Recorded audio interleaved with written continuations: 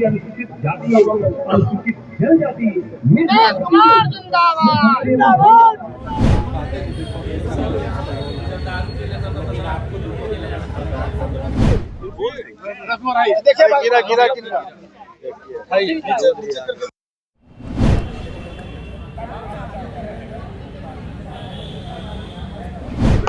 अब रखिए ना। आज पार्टी की ओर से 2 प्रकोष्ठ, अल्पसंख्यक प्रकोष्ठ, अनुसूचित जाति प्रकोष्ठ का रथ निकाला गया है। ये जो है अनुसूचित जाति प्रकोष्ठ का रथ का नाम हम लोग ने अम्बेडकर रथ रखा है, और अल्पसंख्यक प्रकोष्ठ का अल्पसंख्यक विकास यात्रा, जिसको मेन उद्देश्य यह है कि हम सबों के नेता माननीय मुख्यमंत्री नीतीश कुमार जी के 19 वर्षों के जो काम है, जिसको घर घर तक के, जन जन तक के पहुंचाना है, न्याय के साथ जो विकास की रफ्तार को तेजी करने के लिए फिर से माननीय मुख्यमंत्री नीतीश कुमार जी के हाथ में बिहार के बागडोर सौंपने के लिए, फिर से पुनः उनको स्थापित करने के लिए, और जो हमारी जो सामाजिक सद्भाव का जो समानता को हम लोग को संदेश पहुंचाना है, जन जन तक के, घर घर तक के, इस उद्देश्य से हम लोगों ने रथ को रवाना किया आज पार्टी की ओर से। देंगे मंत्री जी भी कुछ, नीचे करो, आईडी नीचे करो, अब थोड़ा पीछे चले जाइए, थोड़ा पीछे चले जाइए।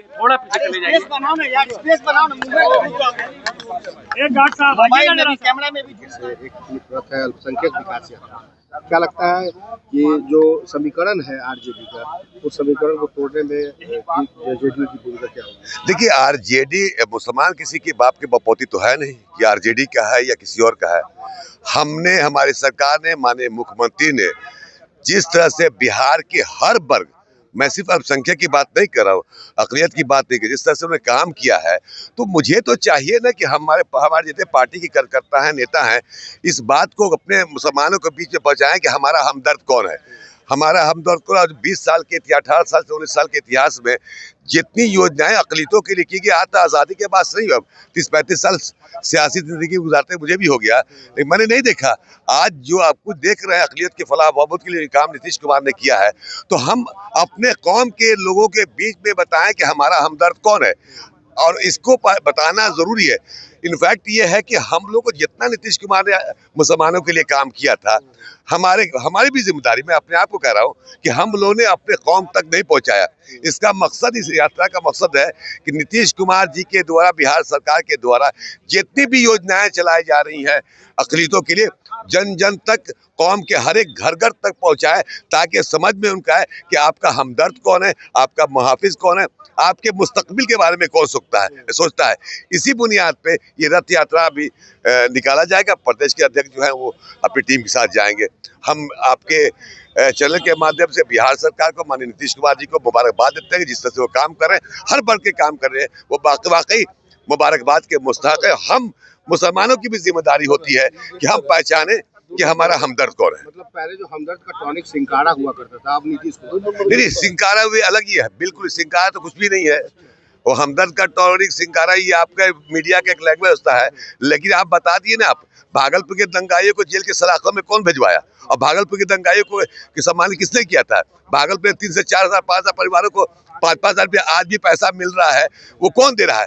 तो ये हम एहसान तो नहीं भूल सकते ना।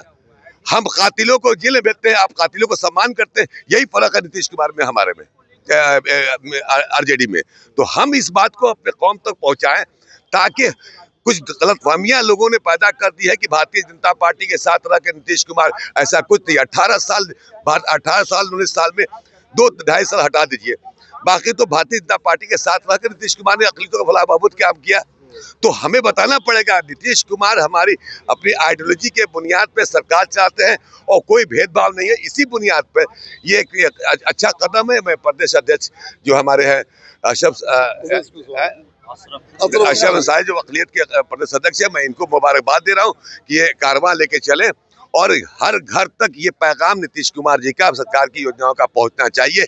यही उपलब्धि होगी, और ताकि आने वाले दिनों में लोगों को सोचने पे मजबूर हो जाना पड़े कि हमारा सही में हमदर्द कौन है।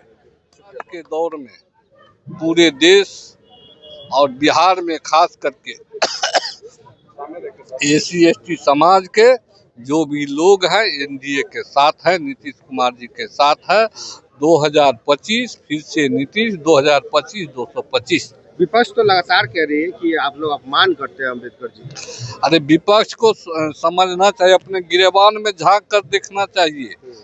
अम्बेडकर जी का कहीं लोकसभा में, कहीं विधानसभा में या कहीं ऑफिस में उसका फोटो नहीं लगने देता था। आज पूर्व केंद्रीय मंत्री स्वर्गीय रामविलास पासवान नहीं होते, आज अम्बेडकर का फोटो स्टेचू कहीं नहीं लगता।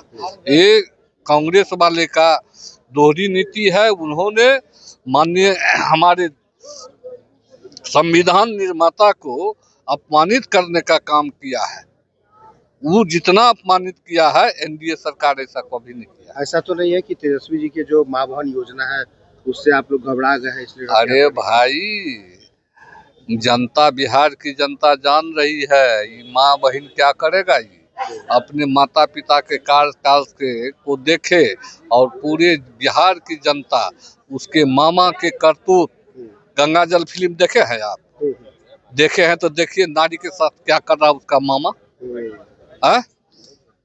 पूरे बिहार में कोई घटना होता था नारी के साथ, मुख्यमंत्री आवास में पकड़ा था वो आरोपी। मतलब गंगा जल की तरह? हाँ, गंगा जल की तरह उसकी कार्यशैली को देख चुकी है बिहार की जनता, उसको नकार चुकी है। बिल्कुल, तो साफ तौर पे देखा रत्नेश सजा जी बिहार सरकार के मंत्री है, वो कह रहे हैं कि पहले का दौर वो था जो फिल्म गंगा जल में भी आपने देखा होगा, लेकिन फिलहाल 2025 फिर से नीतीश के लक्ष्य के साथ एक बार फिर JDU रथ यात्रा निकाल रही है। सहयोगी पंकज के साथ कुमार गौतम, नेटवर्क 10, पटना। रथ आप लोग निकाल रहे हैं, क्या जरूरत पड़ गई? ये जरूरत आज से नहीं, ये अक़लियती रथ, अक़लियतों को बेदार करने के लिए हम लोग हमेशा हर साल निकलते हैं, इस साल भी निकले हैं।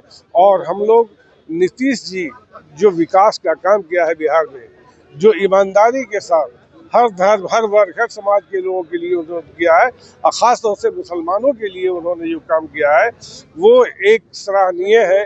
जितनी सराहना की जाए कम है कि आज़ादी के बाद से किसी भी मुख्यमंत्री ने ये अक़लियती समाज के लिए नहीं सोचा। इसके पहले भी 2005 के पहले जो सरकारें थी सिर्फ मुसलमानों को ठगा, मुसलमानों के कांधे में बंदूक रख करके इस्तेमाल किया, मुसलमानों के लिए कुछ नहीं किया। आज नीतीश कुमार 8,500 कब्रिस्तानों की घेराबंदी करवाई, ये मुसलमानों के लिए, ये इनकी तलफी हकमारी ना हो, इनकी सुरक्षा हो। हर जिले में एक आवासीय विद्यालय 550 बेड का 67 करोड़ की वजह से नीतीश कुमार करवा रहे हैं कि अक़लियती समाज के लोग शिक्षित हो जाएं। हर जिले में एक मल्टीपर्पज बिल्डिंग बनाने का काम नीतीश कुमार जी ने किया है। काम किया मुख्यमंत्री ने, जो काम नीतीश कुमार ने किया है मिलेगा। ऐसा है, अभी बेला उपचुनाव दिखला दिया है कि मुसलमानों को कितनी मोहब्बत नीतीश कुमार से है। और नीतीश कुमार को 2025 में नीतीश कुमार आप देख लीजिएगा, मुझे लग रहा है 75% मुस्लिम वोट नीतीश कुमार को देने जा रहा है, ये मेरा दावा है। लेकिन ललन सिंह ने जो बयान दिया था, ऐसा है, उनका व्यक्तिगत बयान हो सकता है, कोई पार्टी का बयान नहीं है। हमारे मुख्यमंत्री आज भी मुसलमानों पे आसान्वित है, मुसलमानों की तरफ वो टुकुर टुकुर निहार रहे हैं और उनको विश्वास है कि मुसलमान जनता दल यूनाइटेड को वोट देंगे, NDA को वोट देंगे। देखिए, ये हमारा अक़लियती तरक्याती सफ़र और उसको अल्पसंख्यक विकास यात्रा करेंगे। माननीय मुख्यमंत्री जी के एतमाद के ऊपर एतमाद का ये सफ़र है कि आखिर ऐसी क्या बात है कि माननीय मुख्यमंत्री जी ने अल्पसंख्यक समाज के सारे बुनियादी मसले हल कर दिए। जो ये समाज हमारा आवेदन भी देने नहीं गया था, स्वतः संज्ञान लेकर के उन मसलों को भी हल किया है। और इस समाज के लिए बिहार को हिंदुस्तान में कहीं जन्नत है तो अल्पसंख्यक समाज के लिए जन्नत है तो बिहार है। और आमूल चूल परिवर्तन हुआ है और इतना काम तो हम लोग गिनते गिनते थक जाएंगे।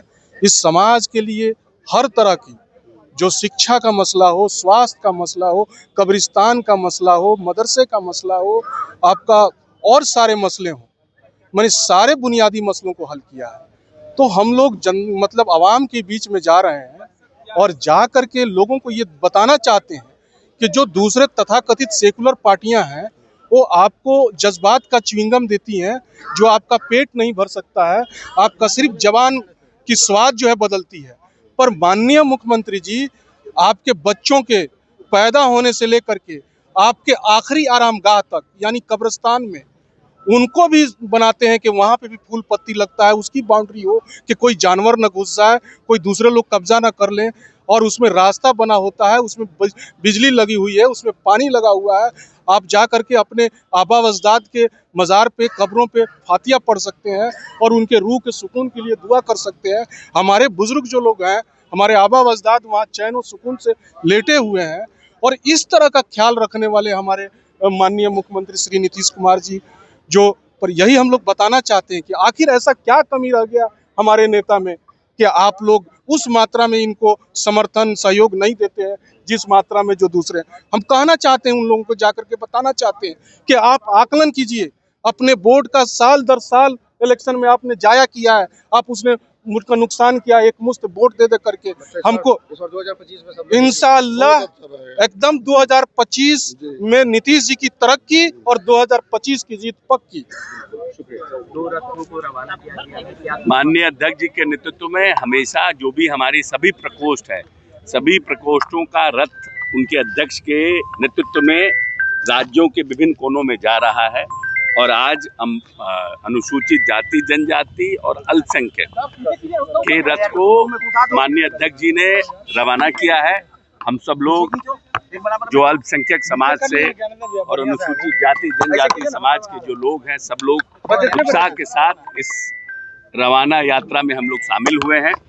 और माननीय नेता ने जो इन 18-19 वर्षों के अपने कार्यकाल में अल्पसंख्यक कल्याण के लिए जिस तरह से 35 करोड़ के बजट को लगभग 700 करोड़ किया, और इस प्रदेश के अल्पसंख्यकों को मैं समझता हूँ आज़ाद हिंदुस्तान में बिहार अकेला राज्य है, और जिसने कोई अल्पसंख्यक मुख्यमंत्री ने भी अपने कार्यकाल में अल्पसंख्यक कल्याण के लिए इतनी योजनाओं की शुरुआत अपने राज्य में नहीं की है, जो माननीय नेता नीतीश कुमार ने इस बिहार में किया है। चाहे वो IAS IPS के लिए बिहार अकेला राज्य है जहाँ पर सरकारी खर्च पर बच्चों को कोचिंग की व्यवस्था माननीय नेता ने हज भवन में करने का काम किया है। तो हर तरह से नई योजनाओं के अल्पसंख्यक कल्याण छात्रावास, इन सब बातों की चर्चा अल्पसंख्यक भाई को बीच में करने की आवश्यकता है कि जो लोग राजनीतिक दल के लोग जिन्होंने अल्पसंख्यक कल्याण के लिए कुछ नहीं किया अपने कार्यकाल में, लेकिन अल्पसंख्यक का वोट लेने में वो सक्षम हो जाते हैं, इसलिए अपने लोग, अपने कार्यकर्ता, अपने नेता अल्पसंख्यक समाज के बीच में माननीय नेता के कार्यों की चर्चा करेंगे।